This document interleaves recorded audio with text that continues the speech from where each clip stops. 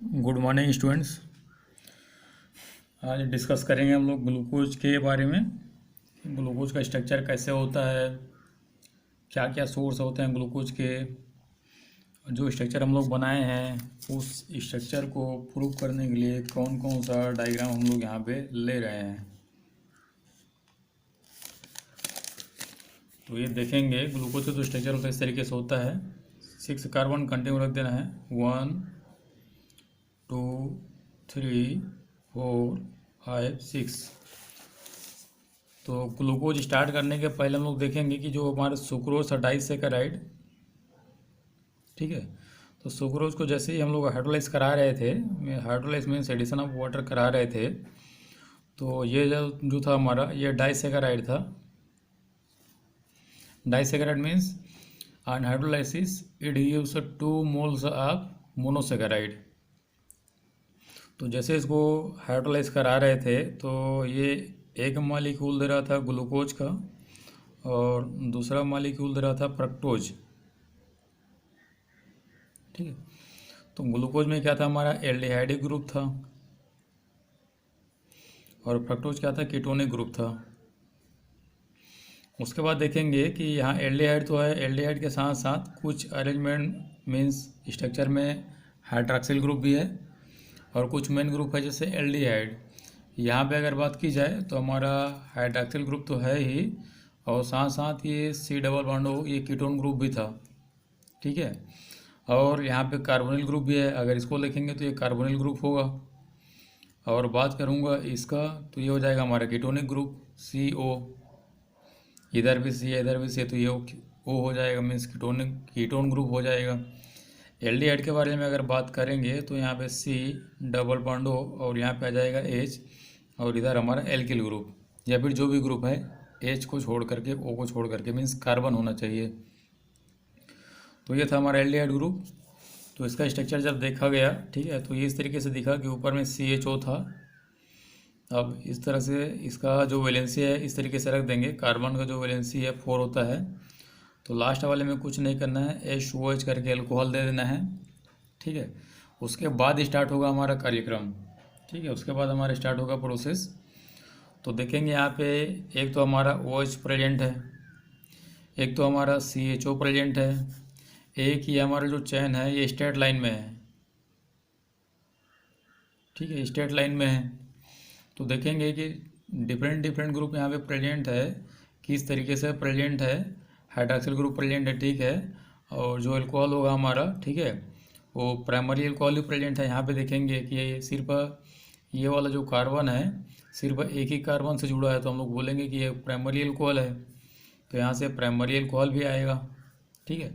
तो ये 4-5 कॉन्सेप्ट जो देखेंगे अभी रिएक्शन के अकॉर्डिंग कि what are the reaction that prove the presence of hydroxyl group, primary alcohol, straight chain, aldehyde group, etcetera etcetera. तो यहाँ पे स्टार्ट करेंगे ग्लूकोज के बारे में। सबसे पहले तो ग्लूकोज इज ए सोर्स देखेंगे पहले कि ग्लूकोज का जो सोर्स है, ठीक है, स्वीट फ्रूट्स है, कोई भी मीठा वाला फल है, हनी है और ये रिप ग्रेप्स है, ठीक है। तो ये कुछ दिया गया है सोर्स, और भी हो सकता है लेकिन कुछ को यहाँ पे लिया गया है। और रिप ग्रेप्स जो है मेन सोर्स है, मीन्स अच्छा सोर्स है जिसमें लार्ज अमाउंट में ग्लूकोज मिलता है। कि ripe grapes is the source of glucose which contain glucose in large amount. उसके बाद देखते हैं प्रिपरेशन, ठीक है, कि हमारा जो ग्लूकोज है हम लोग अगर बनाना चाहें तो कैसे बना सकते हैं। नेचुरली जो मिलेगा ठीक है, लेकिन अगर प्रिपेयर करना चाहे तो कैसे प्रिपेयर करेंगे।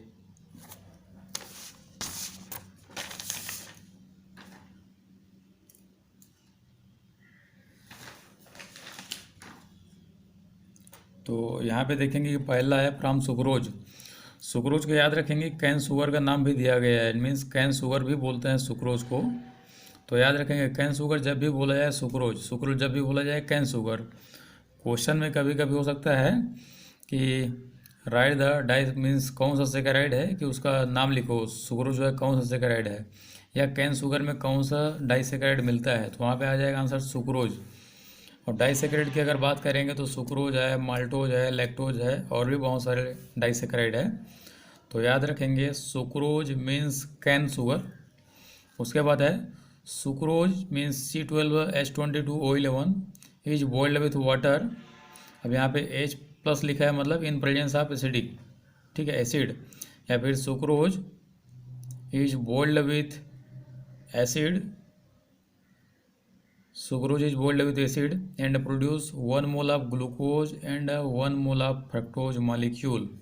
ठीक है, कि सुक्रोज को जब भी बॉईल करेंगे यहाँ पे डाइल्यूट HCl या फिर H2SO4 लिया गया है। तो अगर HCl H2SO4 याद ना हो तो सीधा लिख देंगे यहाँ पे dilute acid. Sucrose is boiled with dilute acid in alcoholic solution, then it will produce glucose and fructose in equal amount।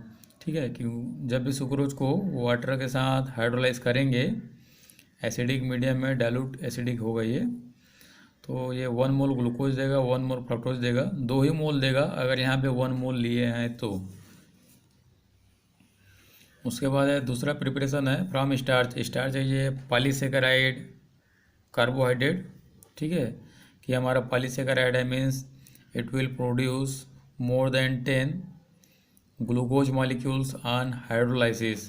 कि एक ऐसा पॉलीसेकेराइड है, पॉलीसेकेराइड मीन्स जिसको हम हाइड्रोलाइसिस कराएंगे तो ये जो ग्लूकोज का N मॉलिक्यूल दे रहा है, N मतलब बहुत ज़्यादा है ये, ठीक है, ज़्यादा है, तो बहुत ज़्यादा अमाउंट में ग्लूकोज का जो है ये प्रोडक्शन करेगा, प्रोड्यूस करेगा।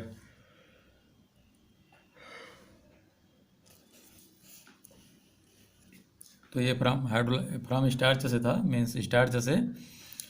तो जितना भी सेकेराइड है बड़ा वाला, ठीक है, लार्जेस्ट जो सेकेराइड है, डाइसेकेराइड हो, ट्राइसेकेराइड हो, ओलिगोसेकेराइड हो, मीन्स ओलिगो में कुछ भी हो, या फिर पॉलीसेकेराइड हो, कोई भी सेकेराइड अगर लेते हैं तो हाइड्रोलाइसिस पे वो मोनोसेकेराइड प्रोड्यूस करेगा ही करेगा, करता ही है। अगला देखते हैं कि स्ट्रक्चर ऑफ ग्लूकोज दिया हुआ है। ठीक है, तो पहला पॉइंट तो है कि it's a molecular formula is C6H12O6। ठीक है, यहाँ पे देखेंगे ग्लूकोज या फ्रक्टोज दोनों का फार्मूला सेम है, लेकिन ये एल्डिहाइड ग्रुप रखता है, ये कीटोनिक ग्रुप रखता है। आगे सिलेबस में भी दोनों के स्ट्रक्चर के बारे में हम लोग एक्सप्लेन करेंगे, डिस्कस करेंगे। उसके बाद है, ठीक है, कि ग्लूकोज का स्ट्रक्चर जो पहले मैं बनाया था, 6 कार्बन स्ट्रेट लाइन में था, हाइड्रॉक्सिल ग्रुप प्रेजेंट था, प्राइमरी अल्कोहल प्रेजेंट था, और कि स्ट्रेट लाइन था वहाँ पे। ठीक है, तो ये कई प्रॉपर्टी है, उसको शो करने के लिए यहाँ पे अलग अलग रिएक्शन लिया गया है। ठीक है, जनरली वहाँ से 4 से 5 पॉइंट हम लोग लिखे थे, तो 4 से 5 पॉइंट यहाँ पे मिलने वाला है। पहला है it's molecular formula etch C6H12O6, ये सिंपल है। सेकंड देखेंगे कि स्टेट चेन के लिए, ठीक है, स्टेट चेन के लिए एविडेंस लिखा जा रहा है यहाँ पे, तो यहाँ पे लिख देंगे evidence of state chain of glucose. कि यहाँ पे जो एविडेंस हमें दिया जा रहा है, जो रिएक्शन देंगे उससे ये प्रूफ होगा कि it confirms the straight chain of glucose. तो on heating with HI hydrogen iodide it forms N hexane. N means linear हो गई है, ठीक है, N मीन्स लीनियर हो गई है, ठीक है, नॉर्मल बोला जा सकता है, नॉर्मल मीन्स लीनियर, कोई ब्रांच नहीं। It forms N hexion. It prove that 6 carbon atoms are linked in a state chain। तो HI के साथ करेंगे N हेक्सेन देगा। N हेक्सेन का मतलब पूरा एल्डिहाइड ग्रुप और हाइड्रॉक्सिल ग्रुप को हटा देगा, तब जाके N हेक्सेन बनेगा, कोई भी ग्रुप वहाँ पे प्रेजेंट नहीं रहेगा। तो ये हमारा स्टेट चेन को प्रूव करता है, मीन्स बताता है कि यहाँ पे स्टेट चेन में कार्बन एटम जो है प्रेजेंट है। इस तरीके से ये HI के साथ हिट किए तो ये पूरा रिडक्शन हो गया यहाँ पे, मीन्स रिमूवल ऑफ ऑक्सीजन हो गया, तो ये सीधा सीधा N हेक्सेन में कन्वर्ट हो गया। ये N है, N means normal hexane without branch, means N। Third है, पहला फार्मूला था, दूसरा स्टेट चेन के लिए था। थर्ड है एविडेंस फॉर कार्बोनिल ग्रुप, कि हमारा जो ग्लूकोज है कार्बोनिल ग्रुप भी रखता है। ठीक है, तो इसके लिए एविडेंस देखते हैं कि glucose react with hydrogen cyanide और hydroxyl amine, with hydroxyl amine it will produce oxime। ठीक है, and with hydrogen cyanide it will produce cyanohydrin.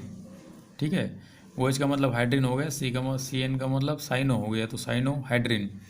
तो देखते हैं क्या लिखा है, evidence for carbonyl group, glucose reacts with hydroxyl amine means ये वाला, टू फॉर्म ऑक्जिम, तो ये वाला हो जाएगा हमारा ऑक्जिम।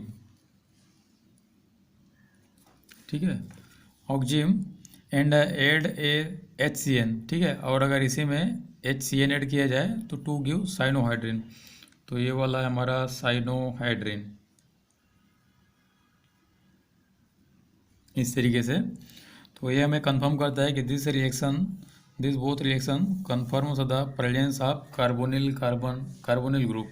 ठीक है, कि एक कार्बोनिल ग्रुप के बारे में हमें एविडेंस देता है कि जो हमारा ग्लूकोज का मॉलिक्यूल है, ठीक है, ये ग्लूकोज का मॉलिक्यूल यहाँ पे ये एल्डिहाइड है, लेकिन एल्डिहाइड को ये शो नहीं कर रहा है, ये शो कर रहा है सिर्फ कार्बोनिल ग्रुप को।